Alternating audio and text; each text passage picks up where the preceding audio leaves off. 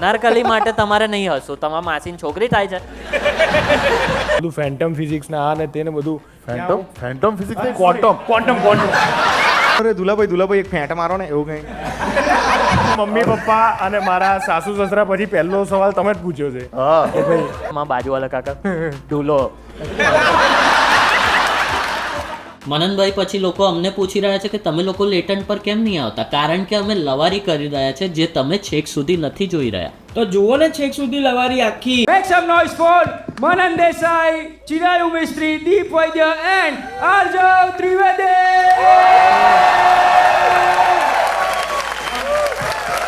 Thank you ગજબ. મેં કોઈ દિવસ જિંદગીની અંદર કોઈ વ્યક્તિને પોતાના લગ્નમાં આટલું હસતા નથી જોયું અને આટલું નાચતા નથી જોયું. તું જે રીતે નાચી રહ્યો હતો, યસ, આ માણસ ગાંડો થઈ ગયેલો. એટલું નાચ્યો છે આ, તો આટલું બધું કેમ નાચ અંદરથી આવે જ છે તમને આમ? મને એવું જ છે કે નાચ પોઝિટિવ વાળી ઘટના છે, બી પોઝિટિવની જગ્યાએ. એટલે મને જો આમ ભાઈબંધોના લગ્ન હોય ને એવું બધું હોય, આ તો મારા પોતાના હતા, લોકોમાં નાચતા હોય તો આપણામાં કેમ નહીં? બરાબર છે. હા, એના જેવું હતું. એટલે અને આપણે જ નક્કી કરેલી વ્યક્તિ હોય એની સાથે જ થતા હોય પછી તો વધારે નાચવું જોઈએ. સાચી વાત છે. એટલે પછી નાચ્યા. પણ ચોડીમાં નાચવા, ચોરીમાં પણ નાચ્યો હતો યાર.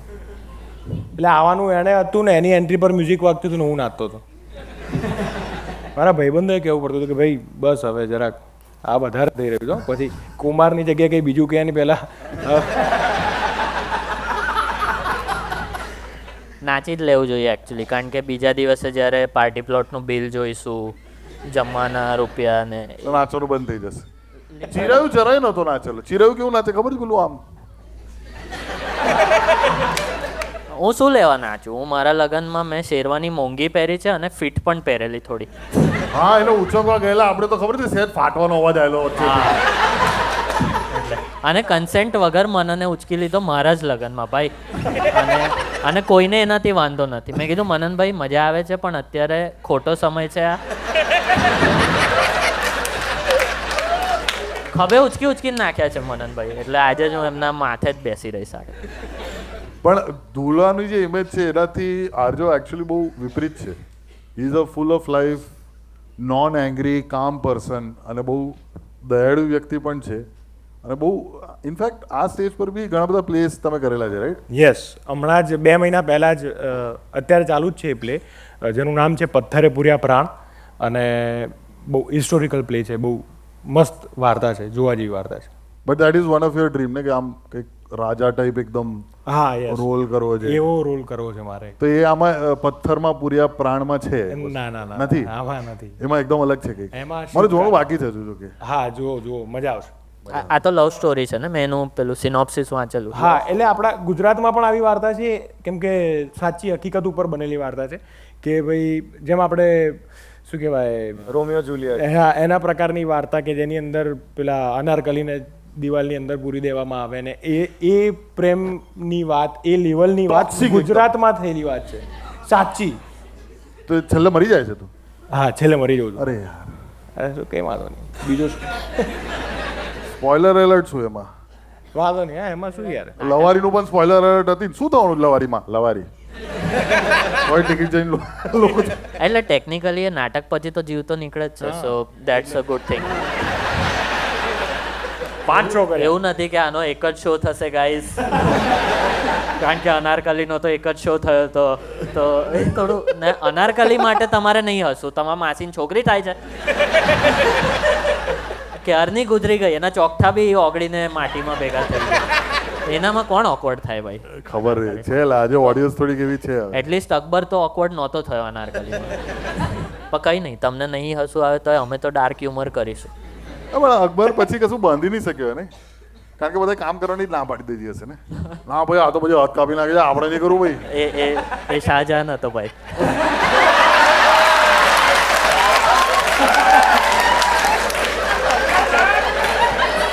તમારી ટેક્સ્ટ બુક લખવા વાળા એના હાથ કાપી લીધેલા.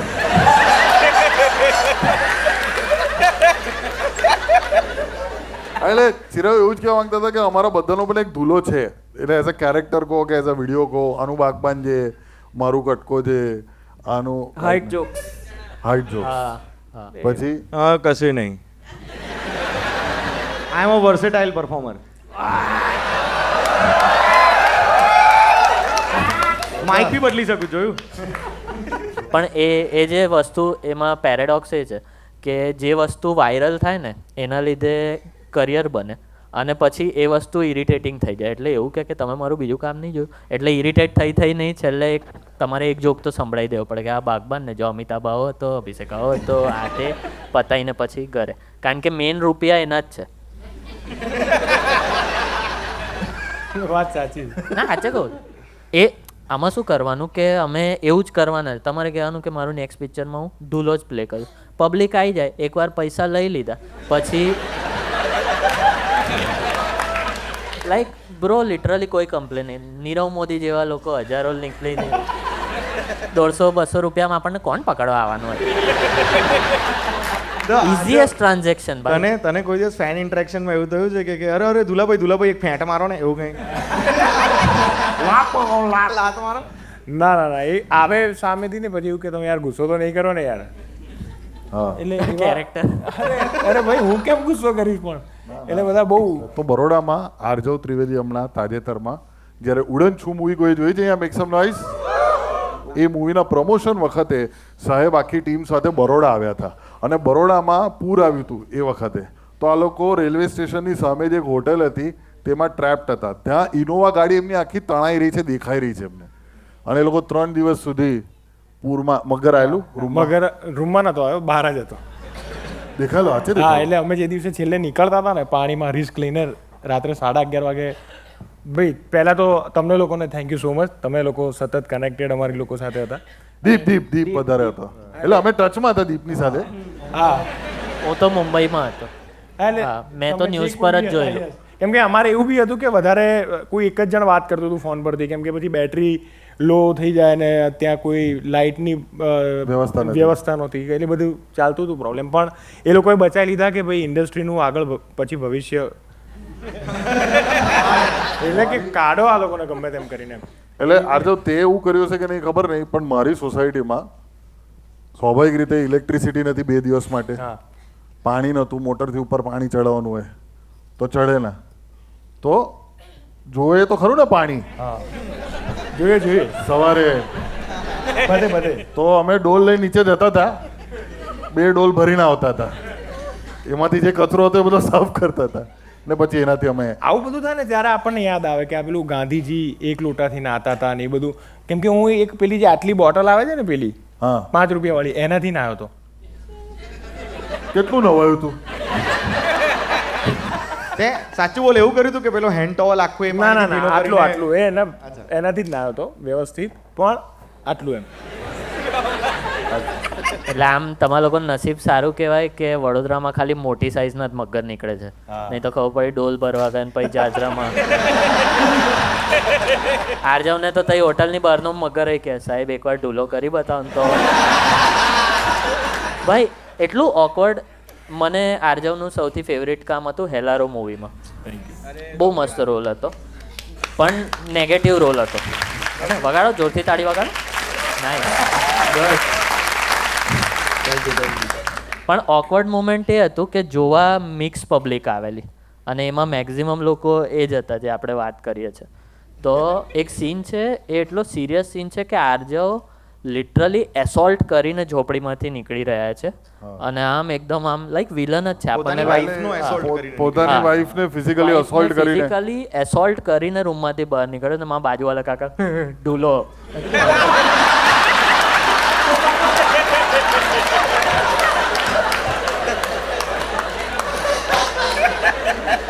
આકાને પછી ઢોલ મારો કે રીતે એ તો જયેશભાઈ પાસે હતું. પણ આ જો હવે લગ્ન થઈ ગયું એના પછી કેવું છે, લગ્ન જીવન કેવું ચાલી રહ્યું છે? સરસ ચાલી રહ્યું છે. વાહ, સરસ, અદ્ભુત ચાલી રહ્યું છે. તો આગળ તમારે આમ ફેમિલી પ્લાનિંગ ખરું લાઈફમાં? થોડી ફોઈ જેવી વાત કરું છું પણ ના કરવું જ પડે ને, એ તો બધું ક્રમ પ્રમાણે બધું ચાલ્યા કરશે. ઇન્ડસ્ટ્રીમાં વધારે લોકો ફિલ્મો આપશે, પૈસા વ્યવસ્થિત આવશે અને પછી એવું લાગશે કે જવાબદારીઓ વધારે ઉપાડી શકાય એમ છે તો તમને પહેલો ફોન કરીશ કે હવે મને કેમ ફોન કરે? તમે તો પૂછ્યું યાર. મનનભાઈ ખાલી પૂરમાંથી જ કાઢી શકે છે ભાઈ. મારા ડિલિવરી આડે કરેલી મેં નથી કરી. મારા મમ્મી પપ્પા અને મારા સાસુ સસરા પછી પહેલો સવાલ તમે જ પૂછ્યો છે. હા એ ભાઈ એ રીતે એટલે તમને હા, કહી એ છે. રીતે.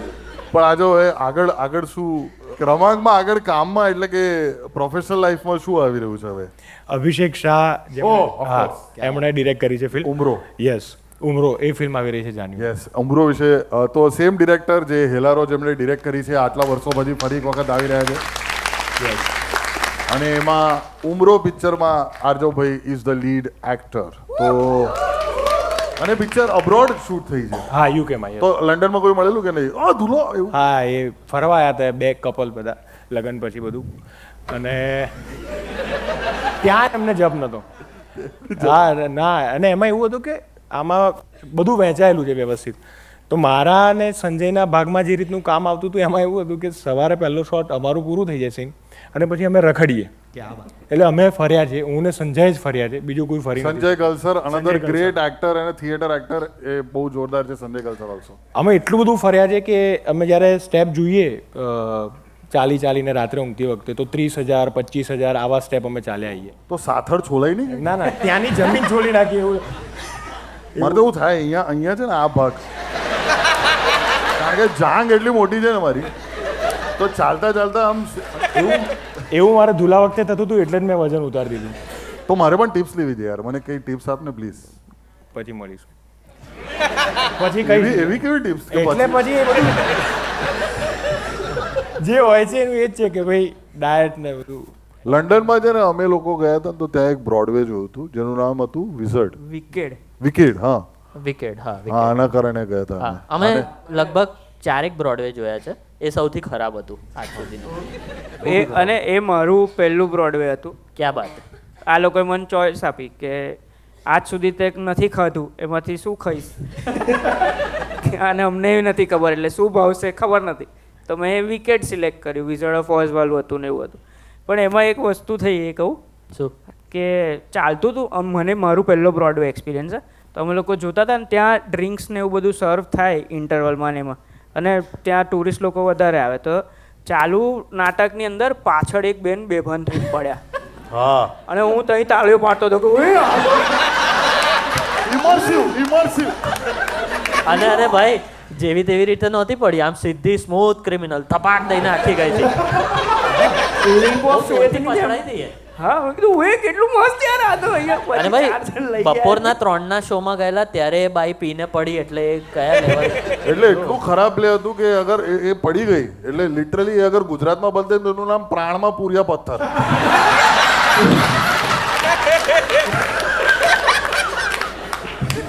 એવું હતું લિટરલી પ્લે યાર.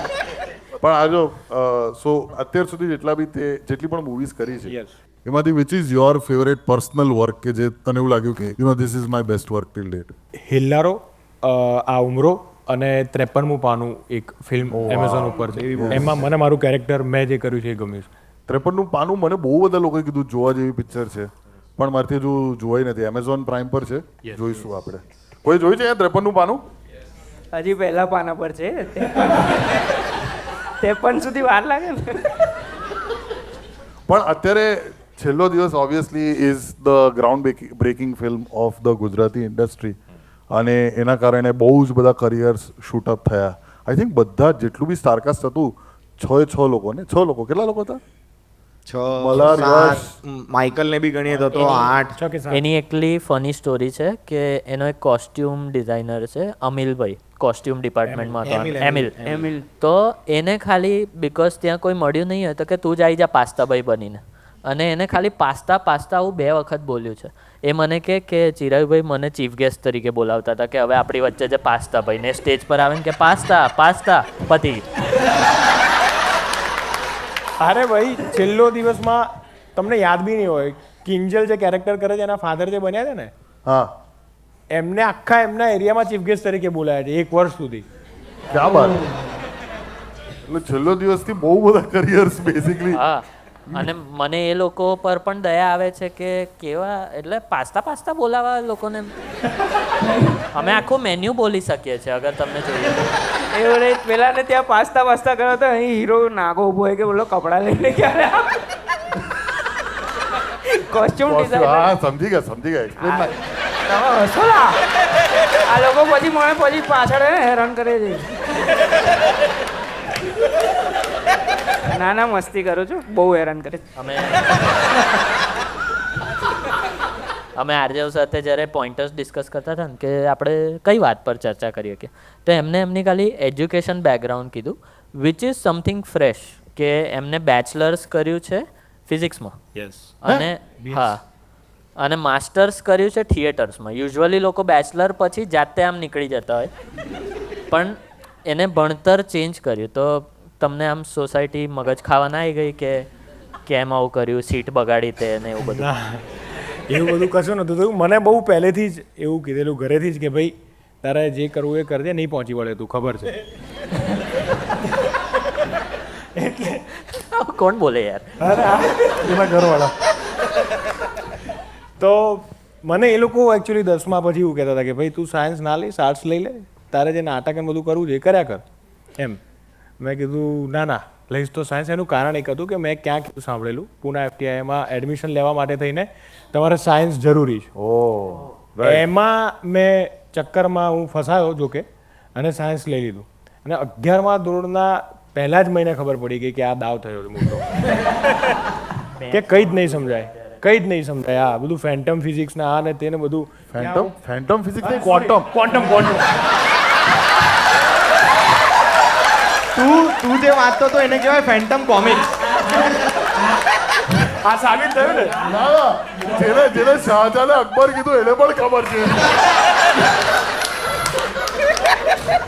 ક્વોન્ટમ અને ત્યારે એકચ્યુઅલી કેમ હું કહું આ ફેન્ટમ બોલાય એનું કારણ કહું કે અમારા એક સર હતા જે લેક્ચર લેતા હતા ને, હું છેલ્લી બેન્ચે જ બેસતો અને હું કવિતાઓ લખતો, હા વાર્તાઓ લખતો, કવિતાઓ લખતો ને આવું બધું કરતો. અને ઝેવિયર્સમાં મને લોકો એટલા માટે સેન્ટ ઝેવિયર્સમાં ભણ્યો હતો એટલા માટે લોકો ઓળખતા થયા હતા કેમ કે મેં કલફેસ્ટની અંદર પહેલી વખત ગુજરાતી નાટક ત્યાં થયું હતું અને કમર્શિયલ પ્રકારનું અને ફાધર ને બધા ઊભા થઈને સ્ટેન્ડઅપ ઓવેશન આખું આમ બધું ગાણા થઈ ગયા બધા સ્ટેન્ડિંગ. સુપર યાર. પણ સારું થયું યાર. લાઈક યુઝ્યુઅલી આવી ચોઈસ કરીએ તો સોસાયટી મગજ બહુ ખાઈ જાય. લાઈક મેં પેલી લાઈન બોલી એ લિટરલી મારા જ અમુક સગાઓ ઘરે કહેતા હતા કે તારે આજ કરવું તું તો પછી એન્જિનિયરિંગની સીટ શું લેવા બગાડી? મેં કીધું મેં હગી થોડી દીધું થઈ જઈને યાર. સીટ બગાડી? અમે લિટરલી ભણતર પૂરું કર્યું છે, એ ડિગ્રી મારી જ છે. અને ટકા કેટલા? એન્જિનિયરિંગમાં મારું 7.0 આવેલું, ડિસ્ટિંક્શનથી 1 પોઈન્ટ નીચે, તો ફર્સ્ટ ક્લાસ. સેજ હોગ્યું કહેવાય. ચરક્યું કહેવાય ને, ચરક્યું. ફર્સ્ટ ક્લાસમાં. બટ ગુડ યાર, એટલે ગુડ ડિસિઝન આઈ થિંક. પણ તારી કોઈ ફેવરેટ કવિતા છે ત્યાં લખેલી હોય એવી કોઈ? હા યાર. મને સૌથી મોટો પ્રોબ્લેમ એ છે કે હું લખ્યા પછી ભૂલી જતો હોઉં છું. પણ એક હમણાં જ પેલું લખેલું એવું કંઈક યાદ છે અને એ થોડું સિરિયસ છે. હા સિરિયસ એટલે આધ્યાત્મિક જેવી બધી વાતો. અરે કરો ને, આધ્યાત્મિક સાંભળું છે મિત્રો. ધૂલો ને આર્જવ ત્રિવેદી બીંગ આધ્યાત્મિક. मैं हर कोई करे मैं को न जाने कोई, मैं हर कोई करे मैं को न जाने कोई, खुदा की खोज करता रहे खुद में न जाके कोई. આવી એક વાહ સરસ. ઇન્ટ્રોસ્પેક્ટિવ. વેરી ઇન્ટ્રોસ્પેક્ટિવ. મને એવું થયું એક સેકન્ડ માટે કહેવું નહીં પડે ને કે પતી ગઈ એમ. આ પહેલા જેવું થયું ઇન્દ્રવદન કે ક્યાં કવિતા ખતમ હો ગઈ. પણ જોરદાર ફિઝિક્સના ફોર્મ્યુલા બી પોએટિક રીતે બી લખાય, એ બી બહુ જોરદાર છે. કે સેન્ટ્રીફ્યુગલ કોઈ ના કહે મોહે એવું. ના પણ મારો સવાલ એ હતો કે એ ફિઝિક્સ ભણેલું જેટલું બી યાદ હોય એ તમને આ થિયેટરમાં ને એમાં કામ લાગ્યું? ના બિલકુલ નહીં. એ તો એ માપવા થોડી બેસવાનું ભાઈ મને એ દર વખતે પ્રશ્ન થાય. કે આજે ઓડિયન્સનું પ્રેશર કેટલા પાસ્કલમાં છે. અરે એવું નહીં, સેટ ડિઝાઇન આ તે. આ શું સવાલ છે? મેં કોમર્સ કરેલું છે યાર, મને ના ખબર હોય અંદર શું આવે. પાસ્કલ હોય કે પેટ્રો પાસ્કલ હોય આપણે હું લેવા દે. તમે સવાલ થયો જેન્યુઇન તો પૂછી લીધું યાર. સોરી, સ્ટેજનું અત્યારે જ મેં કરી લીધું, બેક સ્ટેજ જઈને કોણ. Any other interest that you have? In fact મેં જોયું કે તું બહુ વખત સેટ પર આમ વગાડવા બેસી જાય છે, ડ્રમ્સ ને બધું. પરકશન વગાડું છું, કૌન છે પછી દરબુકા છે, એ બધું વગાડવાનું બાળપણથી શોખ હતો. જાતે ને જાતે વગાડતા વગાડતા સાંભળીને શીખી ગયો. અચ્છા, એટલે યુ ઓલ્સો પ્લે પરકશન. યસ, એટલે એક અમારું બેન્ડ હતું જેમાં રાહુલ, જશરાજ ને અમે બધા ભેગા થઈને જે મેં કોલેજ પૂરી કરીને એના પછી તરત જ તો અમે લોકો જતા હતા આવી રીતે પરફોર્મ કરવા માટે. તો કેવા ગીતો પરફોર્મ કરતા હતા? એ આ જ બધા બોલિવૂડના જે સોંગ હોય એ જ બધા. પેલું સાસ કી જરૂરત ના એ બધું એટલું બધું ગરબામાં કદાચ. ના ના ના. તો પછી did you audition for the Dholi in Hellaro? ના ના ના, કરવું હતું મારે પણ મને બહુ પહેલાથી ના પાડી દીધી હતી. અચ્છા, હા, Abhishekbhai is very clear in કે એમાં જયેશ મોરે જ હશે. હા, એ બરાબર છે. જોરદાર. તો એવું થાય હા, કે પણ જયેશ મોરે આખું ભાઈ એક વાત કહીએ કે જયેશ મોરે બહુ જ ગજબના એક્ટર છે અને કોઈ બી કલા હોય ને કંઈ બી શીખવાનું હતું એ પાછળ નથી પડતા. એમને ઢોલ શીખવાનું હતું અને એ કંઈક 30 દિવસની અંદર આખું ઢોલ પ્રોપર રિધમ સાથે વગાડતા શીખી ગયા હતા. હું ને મૌલિકભાઈ આવડતું હતું એટલે અમે બંને વગાડતા હતા ને શીખવાડતા હતા ને એવું બધું કરતા હતા. કશેક બીજે શીખવા પણ જતા હતા પણ એ એટલું બધું જાતે શીખ્યા, પ્રોપર વગાડતા હતા કે વાગ્યોરા ઢોલ ઉપર એમણે જાતે જે વગાડી ને બધી બીટ સાચી વગાડી. વાવ, ક્યાં વાત. ભાઈ જયેશ મોરે અમને રિયલાઇઝ થયું કેટલા કિલ લેવલ આર્ટિસ્ટ છે. અમે આ જ ઓડિટોરિયમમાં 2017માં રોસ્ટ કરેલું દર્શન રાવલનું. તો એમાં બધાનું સારું જઈ રહ્યું છે. પછી જયેશભાઈનો નંબર આવ્યો, એમને એક જોક કર્યો અને ફાટ્યું ઓડિયન્સ આમ બરાબરનું અને બધાએ કીધું વન્સ મોર. એ માણસે જોક રિપીટ કરી દીધો. કોઈને જોક રિપીટ કરતા મેં જિંદગીમાં કોઈને જોક રિપીટ કરતા નહીં જોયું ને ઓડિયન્સ પાછા સેમ હશે બી છે. આ પહેલો જોક હતો કે દર્શન રાવલને કોક સ્ટુડિયોમાંથી કોલ આવેલો પણ એને કીધું કે મને તો સોશિયો જ ભાવે. તો વન્સ મોર આવ્યો એને રિપીટ માર. અને ભાઈ ક્રેઝી વાત એ છે સોશિયો વાળાએ છે ને આટલી ક્લિપ કાપીને સ્પોન્સર કરીને ઇન્સ્ટાગ્રામ પર નાખી દીધી. સોશિયો ગુજરાતની બ્રાન્ડ છે ને અને સોશિયો બ્રાન્ડ ઘણી બધી હોમગ્રોન બ્રાન્ડ્સ છે અહીંયાની. તો આજો કોઈ દિવસ આમ પોતાની બ્રાન્ડ શરૂ કરવાનું ઈચ્છા ખરી આગળ જતા? નહીં એવું કઈ વિચાર? Just focusing on art and creativity. અત્યારે તો એ છે, પછી કરવી પડે તો ખબર નથી. કરવું પડશે ભાઈ. આજ લવારીમાં એને આપણે 4 ઓપ્શન આપી દીધા કે આ બી કરાય, આ બી કરાય.